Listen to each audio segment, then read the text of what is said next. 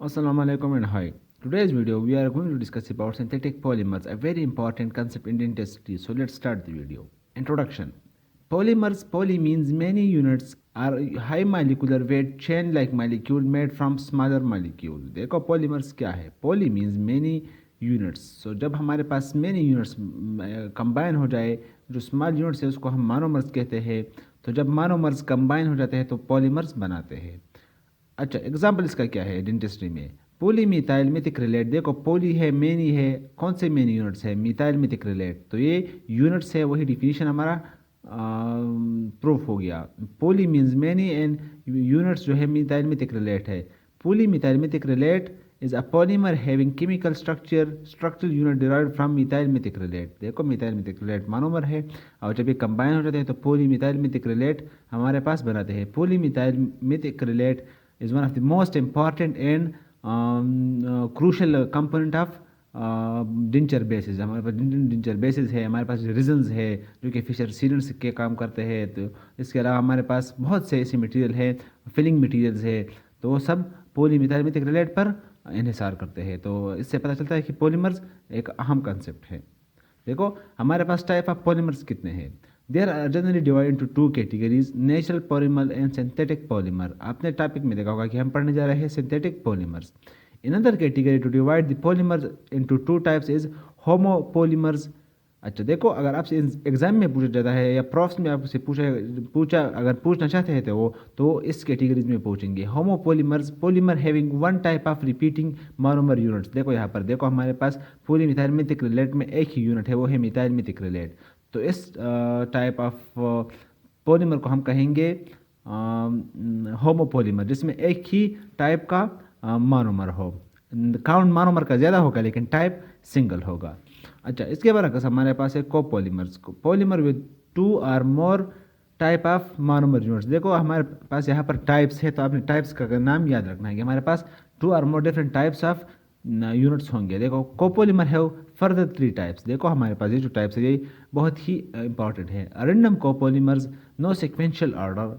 Block polymer, identical monomers unit in a long sequence.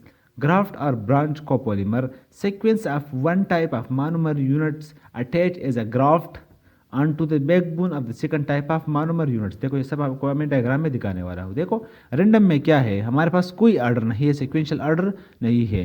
देखो units, monomer units भी different है. देखो यहाँ पर ब्लू है, यहाँ पर ग्रीन है, कोई भी हो सकता है. यहाँ पर दरमियान में डिफरेंट यूनिट्स है. अच्छा, ब्लॉक पॉलीमर है, हमारे पास एक सेम सीक्वेंस है जो कि एक स्पेसिफिक ब्लॉक्स में रिपीट हो रही है. तो ये क्या है? ये ब्लॉक पॉलीमर है. ये क्या है? हमारे पास ग्राफ्ट पॉलीमर है, एक सेम टाइप ऑफ मोनोमर है जो कि एज अ ग्राफ्ट हमारे पास अटैच हो रहा है सेंट्रल चेन, और जो हमारे पास है सर्टन इंटरवल पर ही हमारे पास मौजूद है. तो आप देख सकते हो, डिफिनेशन को दोबारा देख लो. Random no sequential order block polymer, identical monomer units in a long sequence and sequence of one type of monomer units attach as a graft onto the backbone of the second type of monomers units. So I hope it is crystal clear. अच्छा, application of resins polymers in dentistry. देखो resins क्या है? Polymers है, synthetic polymers है, तो इसके uses क्या है, हम क्यों इसको पढ़ रहे हैं? तो देखो इसकी आपको इंपॉर्टेंस अब पता चल जाएगा. डेंचर्स. देखो डेंचर क्या है? हमारे पास एक आर्टिफिशियल जो माउथ के जो आर्किटेक्चर है, आर्टिफिशियल टीथ हो गए, उसके अलावा हमारे पास ओरल टिश्यूज़ हो गए, तो ये सब डेंचर में आते हैं. Base is liners and artificial teeth. देखो आर्टिफिशियल टीथ में भी होता है, लाइनर्स में भी होता है, बेसिस में भी होता है, यूज़ होता है. ये सब टर्म्स में आए. इस हर एक टर्म पर अलग अलग चैप्टर है. आर्टिफिशियल टीथ का अलग चैप्टर है, लाइनर्स एंड बेसर्स पर एक अलग चैप्टर है. Cavity filling material. देखो हमारे पास कंपोजिट एक फिलिंग मटेरियल है, रेस्टोरेटिव मटेरियल है, तो इसके लिए भी हमारे पास रिजन्स यूज होते हैं. रिजन्स क्या है? पॉलीमर्स है. कौन से पॉलीमर्स है? सिंथेटिक पॉलीमर्स है. Fissure sealants. हमारे पास अक्लूजल सरफेस पर जो फिशर्स होते हैं, आपने फर्स्ट ईयर में पढ़ा होगा ओरल एनाटॉमी में, जो हमारे पास ओरल मॉर्फोलॉजी में जो हमारे पास टीथ में फिशर्स होते हैं, उसको फिल करने के लिए हम फिशर सीलेंट्स यूज़ करते हैं. क्यों फिल करते हैं हम फिशर सीलेंट से? ताकि कैरीज का जो हैबिटेट है वो ख़त्म हो जाए. इंप्रेशन मटेरियल के लिए भी यूज़ होते हैं. देखिए हमारे पास जो इलास्टोमर्स है वो क्या है? वो पॉलीमर्स है. अच्छा, इक्विपमेंट्स के लिए भी यूज़ होते हैं. मिक्सिंग बाउल है हमारे पास, सीमेंट्स में भी यूज़ होता है। तो देखो डेंटिस्ट्री के हर एक्सपेक्ट में हमारे पास पॉलीमर्स है। अगर ये आपने यहाँ पर पॉलीमर समझ लिया तो हर एक डेंचर बेस पर अलग चैप्टर है, फिलिंग मटेरियल पर अलग 2-3 चैप्टर्स है, फिर सिलेंडर्स पर अलग चैप्टर है, इम्प्रेशन मटेरियल पर 3-4 चैप्टर्स है, और इक्विपमेंट्स तो आपको हर जगह पर मिलेंगे, सीमेंट्स पर अलग चैप्टर्स है। तो अगर आपने यहाँ पर पॉलीमर्स अच्छी तरह से बेसिक कंसेप्ट सीख लिया तो फिर हर एक चैप्टर में जस्ट अ माइन्यूट डिफरेंसेस है तो आप फिर जल्दी पिक करोगे। लेकिन अगर आपने यहाँ पर मिस किया तो आपको फिर समझ नहीं आएगा। तो मैं इसलिए कहता हूँ कि इस वीडियो को आप बार बार वॉच करें और फुल कंसंट्रेशन से वॉच करें। अच्छा, पॉलीमराइजेशन क्या है? देखो आपने फिसी में, इसके अलावा आपकी जो बेसिक एग्जाम्स है उसमें हमने ये देखा होगा, आपने लिखा भी होगा। यहाँ पर हम थोड़ा सा डिटेल्स में पढ़ने वाले हैं। Process by which monomers are converted into polymer is called polymerisation. Just a basic definition. Monomers are generally liquid or gases, and during the process of polymerization they become converted into solid, crystalline and amorphous, may be very rigid or soft and rubbery. देखो phase change में हम ये बात detail से करने वाले हैं। जब हमारे पास एक पॉलीमर्स पॉलीमर्स में कन्वर्ट होते हैं तो उसमें एक चेंजेस होते हैं। हमारे पास मॉलिक्यूलर वेट में चेंजेस आने वाले हैं, फेज में चेंजेस आने वाले हैं, टेम्परेचर में चेंजेस आने वाले हैं। तो आप ये हम डिटेल्स में पढ़ने वाले हैं, लेकिन अब यहाँ पर जस्ट सुपरफिशियली इसको रिटेन कर लो। एक जनरल कंसेप्ट है, हमारे पास मोनोमर जो होंगे वो लिक्विड में होंगे, गैसेस फॉर्म में होंगे, और हमारे पास जब वो पॉलीमराइजेशन करेगा तो क्या बनेगा, उसका जो शेप है वो रिजिड बन जाएगा। अच्छा, टाइप ऑफ पॉलीमराइजेशन देखो, addition polymerisation and condensation polymerisation और स्टेप ग्रोथ पॉलीमराइजेशन। देखो मैं इसको आप के साथ वो चीज़ें डिस्कस करूंगा जो कि आपके एग्जाम पॉइंट ऑफ व्यू से भी इम्पॉर्टेंट है, जो कंसेप्चुअल है, और इसके अलावा जो आपको टफ टाइम दे सकती है, जो आप बुक में पढ़ोगे। जो बेसिक चीज़ें है वो मैं नहीं पढ़ूंगा, जो ईजी चीज़ें हैं। तो देखो एक एडिशन पॉलीमराइजेशन है, एक कंडेंसेशन पॉलीमराइजेशन है। एडिशन पॉलीमराइजेशन आप जानते हैं कि एडिशन पॉलीमराइजेशन किस चीज़ को कहते हैं। देखो जब हमारे पास एक लॉन्ग चेन बनता है और उससे कोई बायो प्रोडक्ट प्रोड्यूस नहीं होता तो उसको क्या कहते हैं, एडिशन पॉलीमराइजेशन होता है। जस्ट एडिशन होती रहती है, हमारे पास चेन ग्रोथ हो रही होती है और कोई एडिशन हमारे पास जो बायो प्रोडक्ट है वो प्रोड्यूस नहीं हो रहा। अच्छा, कंडेंसेशन में क्या है, हमारे पास चेन ग्रोथ तो भी होता है, लेकिन हर एक मोनोमर से एक एक ग्रुप रिमूव होता है, वो 2 ग्रुप कंबाइन कर लिए जाते हैं और एक बायो प्रोडक्ट प्रोड्यूस होता है। तो ये condensation polymerisation step growth polymerisation है। देखो ये स्टेप्स में होता है, क्यों स्टेप्स में होता है कि हमारे पास हर एक स्टेप में एक बायो प्रोडक्ट रिमूव होता है, तो इसलिए इसको स्टेप ग्रोथ पॉलीमराइजेशन भी कहते हैं। एडिशन में एक कंटिन्यूअस चेन ग्रो हो रहा होता है। तो आई think it is quite clear. देखो अब एडिशन पॉलीमराइजेशन और कंडेंसेशन पॉलीमराइजेशन में जो कंसेप्चुअल बातें हैं वो मैं आगे पढ़ने वाला हूँ। अच्छा, हमारे पास जो एडिशन पॉलीमराइजेशन के उसके फेजेस है, एक्टिवेशन है, इनिशिएशन है, प्रोपेगेशन है एंड टर्मिनेशन है। इसमें जो सबसे इंपॉर्टेंट कंसेप्ट जो है वो है टर्मिनेशन। इसमें बहुत सी सारी बातें हैं, एक्टिवेशन भी बेसिक है, इनिशिएशन भी बेसिक है एंड प्रोपेगेशन भी बेसिक है। तो एक्टिवेशन, इनिशिएशन, प्रोपेगेशन इसको मैं सुपरफिशियली रीड करने वाला हूँ और जो टर्मिनेशन इसको मैं डिटेल से पढ़ने वाला हूँ। देखो एक्टिवेशन क्या है, process of producing free radical is described as activation. देखो हमारे पास पॉलीमराइजेशन कब स्टार्ट होगी, हमारे पास थाउजेंड्स ऑफ केमिकल्स है, हमारे पास थाउजेंड्स ऑफ कंपाउंड्स है एनवायरनमेंट में, वो पॉलीमराइजेशन क्यों नहीं कर रहे। देखो हमारे पास पॉलीमराइजेशन किस चीज़ से स्टार्ट होती है, इनिशिएशन। जब हमारे पास एक इनिशिएटर क्या हो जाता है, एक्टिवेट हो जाता है। यहाँ पर अक्सर स्टूडेंट कन्फ्यूज होते हैं कि हमारे पास इनिशिएटर का काम पहले है या एक्टिवेटर का काम पहले है। देखो पॉलीमराइजेशन तो स्टार्ट करेगा इनिशिएटर ही, लेकिन इनिशिएटर को एक्टिवेट करना किसका काम है, एक्टिवेटर का। तो एक्टिवेटर क्या करेगा, इनिशिएटर को एक्टिवेट करेगा, इनिशिएटर फिर क्या करेगा, पॉलीमराइजेशन को स्टार्ट करेगा। तो आप इस तरह बता सकते हो कि वो जो एक्टिवेशन है it just limit to initiation, activation of initiator, but initiator जो है वो फिर आपको पॉलीमराइजेशन का जो होल प्रोसेस है वो करेगा। तो यहाँ पर आपने कंफ्यूज नहीं होना। This involves decomposition of the initiator using either thermal activation, chemical activation और रेडिएशन एक्टिवेशन। देखो हमारे पास थर्मल एक्टिवेशन भी हो सकती है, केमिकल भी हो सकती है और रेडिएशनल एक्टिवेशन भी हो सकती है। हमारे पास जो केमिकल एक्टिवेशन में एक केमिकल है वो उसका नाम मैं आगे आपको बताने वाला हूँ। इस तरह थर्मल एक्टिवेशन में भी है और रेडिएशन एक्टिवेशन भी है। तो ये मुख्तलिफ टाइप्स है एक्टिवेशन के। अच्छा, इनिशिएशन क्या है, the polymerisation reaction is initiated when the radical forms on activation. वही बात with monomers molecule e.g. Benzyl peroxide is one of the most important initiator. और हमारे पास जब सबसे इंपॉर्टेंट एक्टिवेटर कौन सा है, टर्शरी इमाइन। तो tertiary imine is one of the most important activator while the initiator is benzyl peroxide. ये हर रेडिकल्स में जो केमिकली एक्टिवेट होते हैं और फिर केमिकली इनिशिएट होते हैं तो उसका जो बेंजाइल परऑक्साइड और टर्शरी इमाइन हमारे पास क्या है, टर्शरी इमाइन एक्टिवेटर है और बेंजाइल परऑक्साइड हमारे पास इनिशिएटर है। अच्छा, propagation. Following initiation, the new free radical is capable of reacting with further monomer molecule. Very simple. Each stage of the reaction produce new reactive species capable of further reaction. I think it will be easy for you. अच्छा, अब यहाँ पर कुछ concept है, आपको उसको याद रखना है और एग्जाम में अक्सर अगर पूछा जाता है तो आपसे इस टर्मिनेशन में पूछा जाएगा।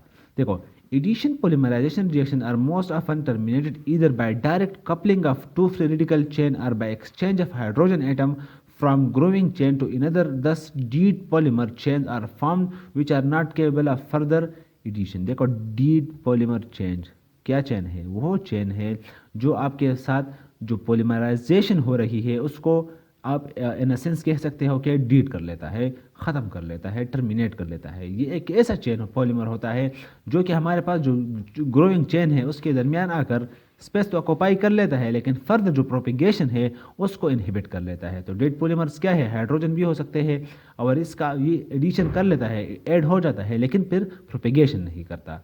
तो डेड पॉलीमर हमारे पास क्या करेगा, आपसे अक्सर एग्जाम में पूछा जाएगा what is the rule of dead polymer, initiation, propagation and termination. तो आपने क्या कहना है, termination. Factor having influence on properties of resulting polymer. देखो कौन से फैक्टर्स है जो कि आपके पास इनिशिएट टर्मिनेशन करेगी। देखो पॉलीमराइजेशन होती जा रही है, हम कैसे बताएंगे कि ये अब टर्मिनेट होने वाला है। तो हम मॉलिक्यूलर वेट को हाईलाइट करेंगे और डिग्री ऑफ चेन ब्रांचिंग और क्रॉस लिंकिंग। देखो चेन ब्रांचिंग और क्रॉस लिंकिंग दो अलग कंसेप्ट है और इसमें कंसेप्चुअल डिफरेंस है जो मैं आपको डिटेल से पढ़ाने वाला हूँ। तो आपने इस दोनों वर्ड्स को यहाँ पर माइंड में रखना है कि chain branching and cross linking are not same. अच्छा, मॉलिक्यूलर वेट पहला जो हमारे पास जो है वो है मॉलिक्यूलर वेट है। तो मॉलिक्यूलर वेट से हम किस तरह एस्टिमेट कर सकते हैं या अंदाज़ा लगा सकते हैं, जज कर सकते हैं कि टर्मिनेशन होती है या नहीं। Within any addition polymerization system activation, initiation, propagation and termination reaction occur simultaneously and the resultant polymer is composed of chain of varying lengths. So it is not possible to define a precise molecular weight for polymer and they are characterized in terms of average molecular weight. देखो हमारे पास एक polymer का, मैंने कहा कि polymerisation continuous process है, propagation हो रही है। देखो अगर मैं फॉर एग्जांपल एक पॉलीमराइजेशन के 5 स्टेप है, स्टेप 1 से लेकर हमारे पास कितने स्टेप है, 5 स्टेप्स है। तो मैं कैसे कहूँगा कि इसका जो मैं यहाँ पर इसका वेट तो मेजर कर लूँगा लेकिन कंटिन्यूसली प्रोपिगेशन तो होता जाएगा ना। तो ये वेट जो होगा ये तो इससे डिफरेंट होगा, फिर यहाँ पर जो वेट होगा ये तो इन दोनों से भी डिफरेंट होगा। तो हम एग्जैक्ट वेट एस्टिमेट नहीं कर सकते, हम क्या कहेंगे, इनका एवरेज लेंगे, एवरेज मॉलिक्यूलर वेट। तो आपने ये बात याद रखनी है, हम एग्जैक्ट मॉलिक्यूलर वेट नहीं मेजर कर सकते। क्यों? क्योंकि हमारे पास प्रोपिगेशन कंटिन्यूसली होता है। अब अगर आप एक प्रिसाइज पॉइंट ले लो तो वो वहाँ पर स्टॉप नहीं होता। हाँ, अलबत्ता टर्मिनेशन हो जाए तो उसके बाद आप कह सकते हैं कि इसकी मॉलिक्यूलर वेट ये है।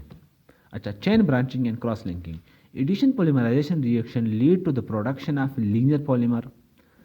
Chain branching is analogous to extra arms growing out of the polymer chain. Chain branching क्या है?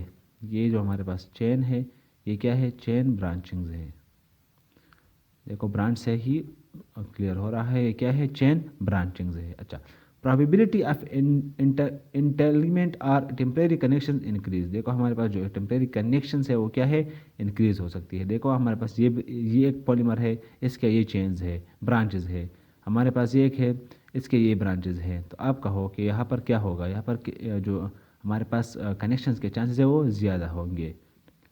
Cross links are permanent connection between chain. देखो जब ये चेन्स क्रॉस लिंक हो जाए और एक दूसरे से कनेक्शन बनाया जाए तो फिर क्या है, हमारे पास क्रॉस लिंकिंग है।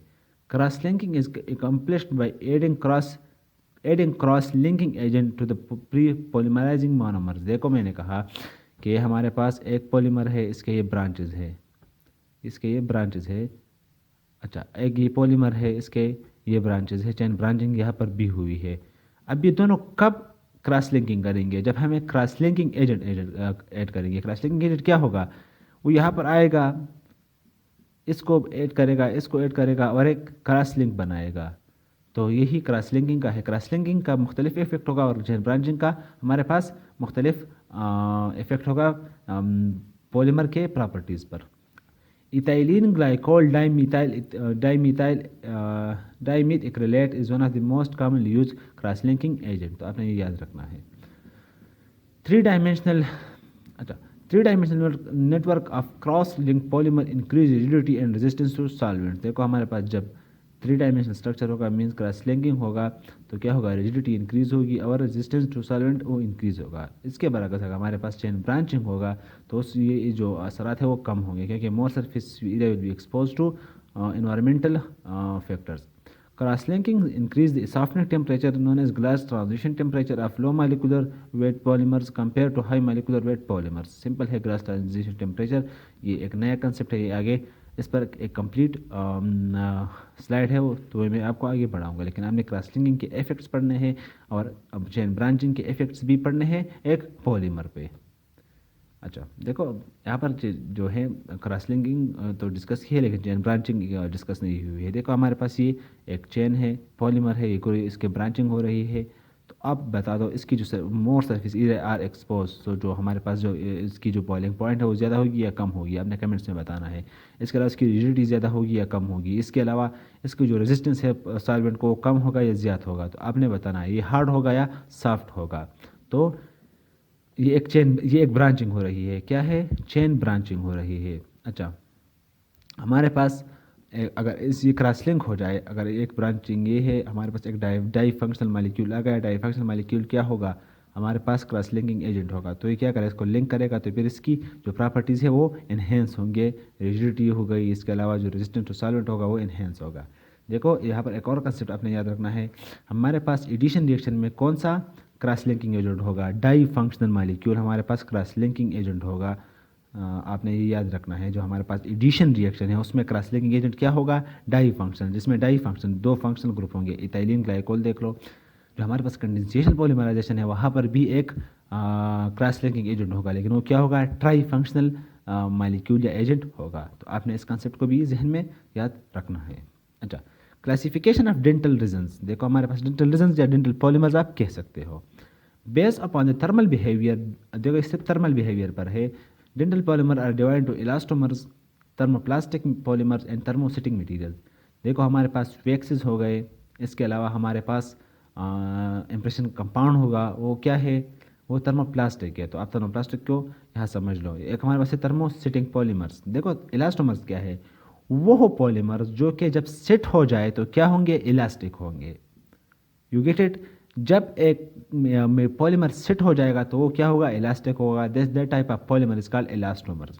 थर्मोप्लास्टिक क्या है, वो मटेरियल जब वो उसको टेम्परेचर दिया जाएगा तो वो फ्लो शुरू करेगा, वो स्मूथ हो जाएगा, तो थर्मोप्लास्टिक पॉलीमर होगा। हमारे पास वैक्सेस है और इम्प्रेशन कंपाउंड है। थर्मोसेटिंग्स क्या है, वो पॉलीमर जो जब हीट किए जाएंगे तो वो हार्ड हो जाएंगे, सेट हो जाएंगे, मीन्स वो टर्म पर हमारे पास सेट हो जाएंगे, यहाँ पर हीट पर वो प्लास्टिक हो रहे हैं। तो आपने इस कंसेप्ट से याद रखना है। हमारे पास जितने भी इम्प्रेशन मटेरियल है हमारे पास, आप आगे हमें बताऊंगा हर एक में कि ये थर्मोसेटिंग है या थर्मो प्लास्टिक है, लेकिन term means heat and setting means ये सेट हो जाएंगे हीट पर। थर्मोप्लास्टिक क्या है, ये हीट पर प्लास्टिक हो जाएंगे, मीन्स फ्लो शुरू करेंगे। अच्छा physical changes occurring during polymerization, ये भी एक इंपॉर्टेंट कंसेप्ट है, एग्जाम में ये इससे भी आते हैं, प्रॉप्स हो गए, इसके अलावा जो एकेडमिक एग्जाम से यहाँ से क्वेश्चन आ सकता है। देखो phase changes, most monomers are gases or liquid at normal temperature and pressure. Liquid dental monomers are mixed with inert filler such as glass powder to form paste which can be easier to handle than monomer alone. As the average molecular weight increases, change entanglement occur and viscosity chain connection occurs and viscosity begin to increase. Concept मैंने बताया आपको। With the increase in entanglement, that's the trick यार, खुद ये trick बगैर मजा मैं toll video खराब पकड़ा। Entanglement with increase in connections, with increase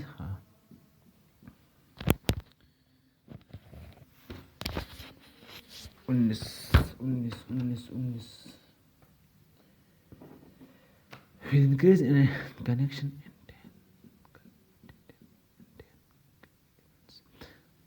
अच्छा, with increase in entanglements the materials develop rigidity and behaves like an amorphous solid and liquid. जब कनेक्शन ज़्यादा होंगे तो क्या होगा, मटेरियल amorphous solid या liquid में चेंज होगा. Majority of the dental polymers have amorphous structure. After development of rigidity, the rate of conversion of monomer declines due to low quantity of monomers and slow diffusion of monomers through viscous material.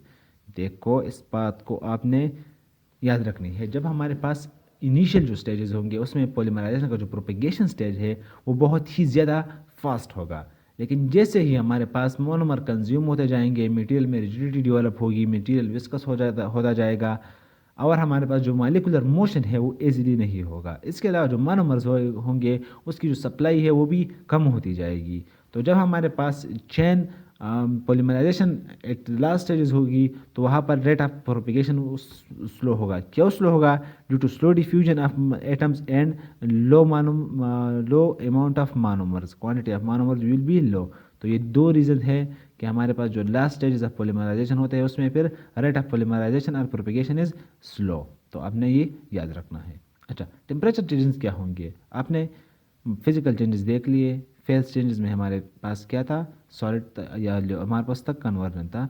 अब यहाँ पर क्या है, temperature changes में क्या होंगे? Majority of the polymerization reactions are exothermic in nature. Exothermic जो heat evolve करते हैं. Relatively small increase in temperatures within the filling material may damage the pulp. Elevated temperature during polymerization cause vaporization of some unconverted monomers producing a spherical voids called gaseous porosities in the material. Porosities पर मेरी एक complete video है, वो आपको playlist में मिल जाएगी. वो type of पोरासिटीज़ तो यहाँ पर मैं अगेन डिस्कस करने वाला नहीं, लेकिन जो टेम्परेचर के इफेक्ट्स है ये सिंपल है, इसमें इतना कुछ रॉकेट साइंस नहीं है. अच्छा, डायमेंशनल चेंजेस क्या होंगे? Each addition or condensation reaction which take place during polymerization results in small contractions since the resultant species occupies less space than the two initial reacting species. देखो polymerization के दौरान क्या होगा, श्रिंकेज होगा. तो ये एक डिसएडवांटेज आप कह सकते हो कि जो श्रिंकेज है ये क्या है, एक डिसएडवांटेज है. जो एक फेस चेंज है हमारे पास क्या था, ये फेस चेंज हो रहा था वो इट इज़ बेनिफिशियल. हमारे पास temperature changes it is beneficial in the case of removal of wax. देखो जिप्सम हमारे पास एक्सोथर्मिक रिएक्शन है. जब हम जिप्सम में हम जब वैक्सेस और जिप्सम को एक साथ डील करेंगे तो जहाँ से वैक्स रिमूव करना हो तो वहाँ पर हीट दरकार होगी, तो वो हीट हम एक्सटर्नली भी प्रोवाइड कर सकते हैं. और जो हमारे पास जिप्सम प्रोडक्ट है जब वो सेट होगा तो क्या होगा, एक्सोथर्मिक रिएक्शन है तो जिप्सम से ही हीट प्रोवाइड हो जाएगा. तो एक बेनिफिशियल इफेक्ट है. लेकिन ये जो इफेक्ट है जो श्रिंकेज है ये किसी भी एंगल से बेनिफिशियल नहीं है. ये एक आप कह सकते हैं कि एक बड़ी डिसएडवांटेज है पॉलीमराइजेशन की. अब इसको हम मिनिमाइज़ भी कर सकते हैं इस श्रिंकेज को, जिससे इंपॉर्टेंट क्वेश्चन बनता है वो मैं डिटेल से डिस्कस करने वाला हूँ.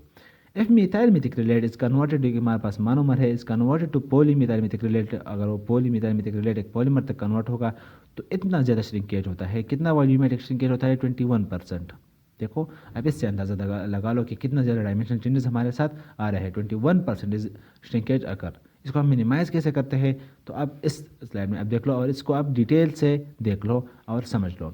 देखो हमारे पास जो फर्स्ट अप्रोच है वो क्या है, blending of the monomer with an inert material such as glass powder और polymer beads polymethyl methacrylate in case of methyl methacrylate. देखो ब्लेंडिंग से क्या मुराद है, मेरे पास एक मोनोमर है, इसके साथ मैं एक छोटा सा इनर्ट फिलर ब्लेंड कर लेता हूँ. ये भी एक मोनोमर है, इसके साथ भी मैं एक इनर्ट फिलर ब्लेंड कर लेता हूँ या अटैच कर लेता हूँ.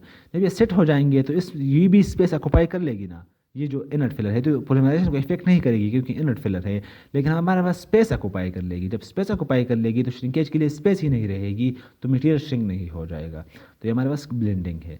ओवर फिलिंग, हमारे पास जो हम माउल्ड है, माउल्ड मैंने डिटेल में डिस्कस किया है इन्वेस्टिंग एंड कास्टिंग में. Over filling mould to allow for some construction. देखो हम जब हमारे पास एक मटीरियल एक स्पेस है जहाँ पर हम पॉलीमर्स पुट कर रहे हैं तो हम इसको ओवर फिल करेंगे. अगर कुछ कंस्ट्रक्शन हो जाए तो वो कंस्ट्रक्शन की जो डिफिशियंसी आई है वो इससे कंपेंसेट हो जाए. तो एक दूसरा अप्रोच है using monomer which undergoes less polymerization. देखो हम इस तरह पॉलीमर्स यूज़ कर सकते हैं जो कि लेस पॉलीमराइजेशन करते हो. इनर्ट प्रॉपर्टी होगी आपके इनहेरेंट प्रॉपर्टीज़ होगी उन मटेरियल्स के. कैसे एग्जांपल दिया गया है. The concentration of reacting carbon carbon doubles bond in base G में ये एक रीज़न है। Is lower than the equivalent amount of methacrylate. देखो हमारे पास जो बिस-जीमी है, बिसफिनोल ए ग्लाइसिडिल मिथाइल इथिक्रिलेट, ये हमारे पास एक फिलिंग मटेरियल है, एक रीजन है, मैं डिटेल में डिस्कस करने वाला हूँ। इसकी जो इनर प्रॉपर्टी है, इनहेरेंट प्रॉपर्टी है, ये ज़्यादा है मिथाइल मिथिक्रिलेट से, ये ज़्यादा कंट्रैक्शन नहीं करता एज कम्पेयर टू मिथाइल मिथिक्रिलेट। मिथिक्रिलेट हमारे पास जो कंट्रैक्शन करता है या श्रिंकेज करता है वो कितना है, 21% है, और बेस जी में जो है वो 7 to 8% करता है। 7.5 is the value. The polymerization shrinkage for base GMA is therefore considerably lower than methyl methacrylate। कितना लोअर है, 7 को देख लो आप, और यहाँ पर क्या देख लो, 21 को देख लो, तो आपको अंदाजा हो जाएगा। तो these are the different approaches which we use in case of decreasing polymerization shrinkage और polymerization contraction। अच्छा, स्ट्रक्चर एंड प्रॉपर्टीज। देखो स्ट्रक्चर एंड प्रॉपर्टीज आपको अब तक मेरे ख्याल से समझ आए होंगे कि what will be the structural properties. देखो factor which control the properties of polymer include the molecular structure of repeating unit. देखो molecular structure of repeating unit, the molecular weight, degree of chain branching, chain branching का क्या असर होगा, cross linking का क्या असर होगा, एंड प्रेजेंस ऑफ प्लास्टिसाइजर। ये तीनों मैंने ऑलमोस्ट डिस्कस किए हैं, लेकिन प्लास्टिसाइजर वाला कंसेप्ट मैंने डिस्कस नहीं किया, तो ये मैं डिस्कस करने वाला हूँ अभी। अच्छा, rule of plasticisers, absorb water, spread polymeric chains apart and precipitate slippage. ये हमारे पास लुब्रिकेशन का काम करेगा। देखो पढ़ने से पहले आप इस बात को समझ लो कि हमारे पास जो प्लास्टिसाइजर है वो क्या करेगा, लुब्रिकेशन करेगा। लुब्रिकेशन का मतलब क्या है, जो हमारे पास चेन्स होंगे उसको अलाउ करेंगे कि एक दूसरे पर स्लिप हो जाए, स्लीपेज करे। तो आप बता दो, अगर प्लास्टिसाइजर ज़्यादा होंगे, स्लीपेज ज़्यादा होगा, मटेरियल मोर लुब्रिकेंट होगा, जस्ट लाइक ग्रीस जब हम गाड़ी में डालते हैं तो ग्रीस का काम करता है। देखो जब तो फ्लो पर क्या असर होगा, फ्लो इंक्रीज होगी। तो प्लास्टिसाइजर का काम क्या है, टू इंक्रीज फ्लो। विस्कोसिटी क्या होगी, डिक्रीज होगी।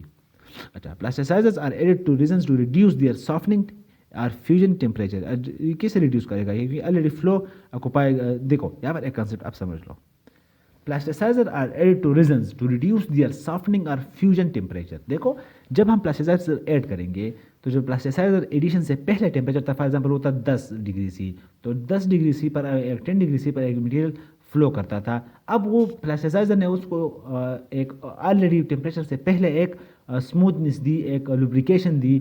तो अब वो फॉर एग्जांपल कि कितने हीट टेम्परेचर पर हीट फ्लो करेगा, 5 पर फ्लो करेगा, क्योंकि वो कुछ प्रॉपर्टी फ्लो की किसने दी, प्लास्टिसाइजर ने दिया, और कुछ प्रॉपर्टी इन्हेंस की। तो इसलिए प्लास्टिसाइजर जो है वो फ्यूजन टेम्परेचर को रिड्यूस करेगी।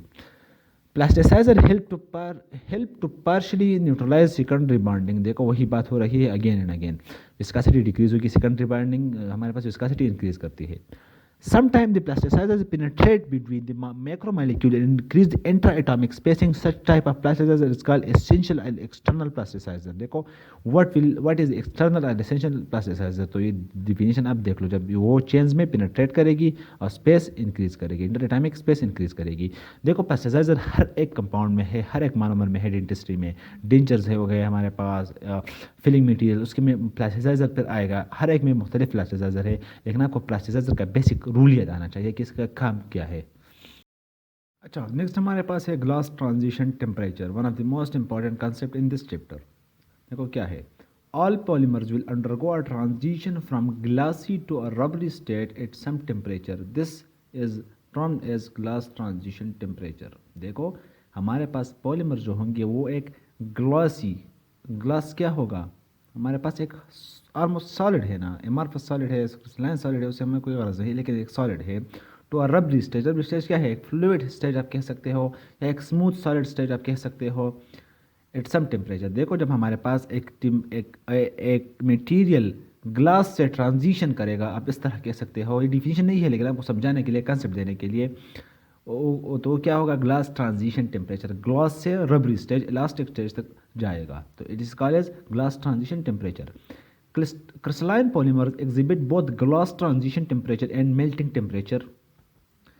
Amorphous polymer exhibit only glass transition temperature. It is represented by Tj, and amorphous have only glass transition temperature. The glass transition can be estimated mechanically by noting the temperature at which sudden change in elastic modulus occur. Elastic modulus में क्या change आएगा, obvious है, rigid से elastic तक जाएगा, रबरी तक जाएगा। अच्छा, from practical point of view, the value of a glass transition temperature has great significance. For example, if a denture were constructed from a polymer which had a glass transition value of 60 degrees C, the denture would be rigid at normal mouth temperature, but might be softened and become flexible and taking hard drink at 70 degree C. देखो glass transition temperature क्यों अहम है। मैंने एक material बनाया, denture बनाया, उसकी जो ग्लास ट्रांजिशन टेम्परेचर है वो है क्या है 60 है। तो जब हम तो जब वो हार्ड फूड कंज्यूम करते हैं तो उसकी जो टेम्परेचर होगी वो तो 60 से लेकर 70 तक 80 तक चला जाता है। तो क्या होगा जब ये माउथ में फिट होगा और ये इस टेम्परेचर को फेस करेगा तो ग्लास से क्या हो जाएगा, रबर इलास्टिक बन जाएगा, तो वो फिट जो है वो मटेरियल का वो डिस्टॉर्ट हो जाएगा। तो हमें ऐसी मटेरियल बनाना है जिसकी ग्लास ट्रांजिशन टेम्परेचर ज़्यादा हो, ताकि वो हमारे पास जो 70 है और 60 है 80 है इस टेम्परेचर में वो फिर प्लास्टिक या इलास्टिक या रबर स्टेज तक कन्वर्ट ना हो। तो ग्लास ट्रांजिशन टेम्परेचर हमारे पास डेंचर बेस में एक इम्पॉर्टेंट वैल्यू रखता है। अच्छा, molecular structure. Polymer backbones containing phenyl group are more rigid than those containing carbon carbon bond. देखो ये एक आप कह दे रिमेंबर करने वाली बात है। जिस चीज़ में फिनाइल ग्रुप ज़्यादा होंगे वहाँ पर रिजिडिटी ज़्यादा होगी, जिसमें कार्बन कार्बन आइटम ज़्यादा होंगे उसमें हमारे पास क्या होगी, जो स्ट्रेंथ होगी वो कम होगी। देखो कार्बन कार्बन जहाँ पर भी होगा वो क्या करेगा, हमारे पास जो रिजिडिटी है वो को ब्रिटलनेस इंक्रीज करेगा, लेकिन जो रिजिडिटी है उसको कम करेगा।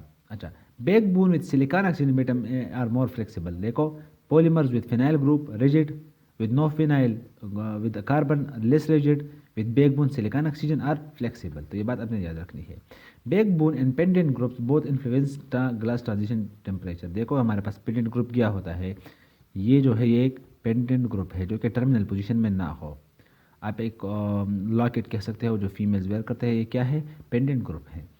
Molecular weight, modulus of elasticity, cross linking and chain branching also affect glass transition temperature। आप कहो मैंने क्रॉस लिंकिंग में बताया कि ग्लास ट्रांजिशन पर क्या इफेक्ट होगा, तो आप वहाँ पर देख लो। दोबारा अगर एक्सप्लेन करोगे तो आपका टाइम ज़ाया होगा।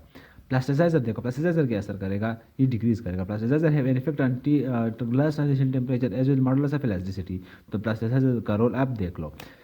पार्टिकुलेट्स और फिब्रस और inorganic filler increase the modulus of elasticity and strength. देखो फिलर हमारे पास क्या करते हैं, स्ट्रेंथ को इंक्रीज करते हैं।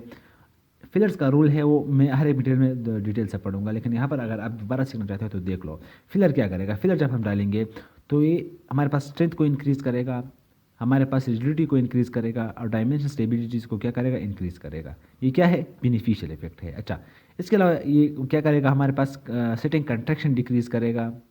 सिटिंग कंट्रैक्शन क्या करेगा, डिक्रीज करेगा। वॉल्यूमेट्रिक चेंज जो है वो डिक्रीज करेगा। ये भी बेनिफिशियल इफेक्ट है, हम यही चाहते हैं। लेकिन इसका जो एडवर्स आप कह सकते हैं एक कंसर्न है वो क्या है कि जो डिटेल रिप्रोडक्शन है, जो रिप्लिकेशन है, रिप्रोडक्शन आप कह सकते हो या आप डुप्लीकेशन कह सकते हो, वो क्या करेगा, कम करेगा। क्योंकि फिलर क्या करेगा, विस्कासिटी को इंक्रीज करेगा। जब विस्कासिटी को इंक्रीज करेगा मटेरियल तो स्टेबिलिटी तो इन्हेंस होगी, लेकिन मटेरियल की जो डिटेल रिकॉर्डिंग है वो क्या होगी, इफेक्ट होंगे और फ्लो को डिक्रीज करेगा। फिलर क्या करेगा, फ्लो को भी डिक्रीज करेगा। तो ये फिलर्स के इफेक्ट्स हो गए। I think it will be clear crystal to you. Filler loading is maximize to reduce volumetric shrinkage. अब मैंने यहाँ पर ये बात आपको कही। अच्छा देखो, इसके अलावा अगर आपसे पूछा जाए कि प्लास्टिसाइजर्स और फिलर का जो रोल है वो कंपेयर कर लो, तो आपने इस तरह कंपेयर करना है। अच्छा, method of fabricating thermoplastic polymer. Fabricating means making, modifying, आप जिस सेंस में ले लो। हम किस तरह एक थर्मोप्लास्टिक मटेरियल को फैब्रिकेट कर सकते हैं, बना सकते हैं, मॉडिफाई कर सकते हैं। Injection moulding, vacuum forming and blow moulding. देखो हमारे पास ये डिफरेंट प्रोसीजर्स है। अक्सर इसके नाम पूछे जाते हैं कि what is the names the procedures which we fabricate thermoplastic material. तो आपको ये 3 नाम याद आने चाहिए। अच्छा, इंजेक्शन मोल्डिंग में क्या होता है, a process where a molten thermoplastic metal is injected into a mould under high pressure. It is widely used for mass production of complex and detailed plastic part with high precision। Simple है, mould में हम एक injection से निकला है, हम एक mould बनाएंगे, वहाँ पर प्रेशर के अंदर हम एक मोल्टन थर्मोप्लास्टिक मटेरियल को पुट करेंगे और हमारे पास शेप बन जाएगा। अच्छा, vacuum forming involves heating a thermoplastic sheet until it become pliable and then using a vacuum to shape it over a mold। Vacuum farming is commonly employed for creating large shallow plastic parts. जिस तरह हम एक जो bottles है वो बनाते हैं, तो ये एक वैक्यूम फार्मिंग है। Blow molding utilize a hollow tube of molten plastic that is inflated to take the shape of mold. This mold is often used for producing bottles, containers and other hollow plastic. तो ये दोनों almost same type of procedure applications के लिए use होते हैं। तो आपने इसके नाम याद रखने हैं। प्रोसीजर आपको नहीं आता हो तो कोई मसला नहीं, क्योंकि आप हमारे पास इंडस्ट्री में नहीं जा रहे हैं, आप डेंटिस्ट हो, आप डेंटिस्ट्री में जा रहे हो, तो आपने जस्ट इसके नाम याद रखने हैं। प्रोसीजर इतना इंपॉर्टेंट नहीं है।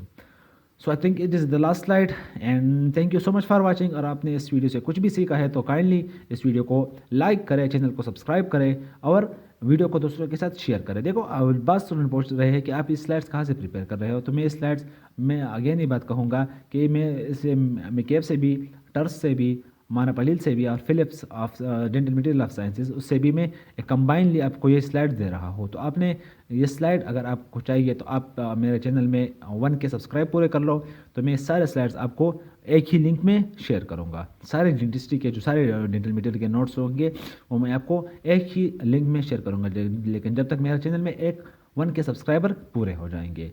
And thank you so much for watching.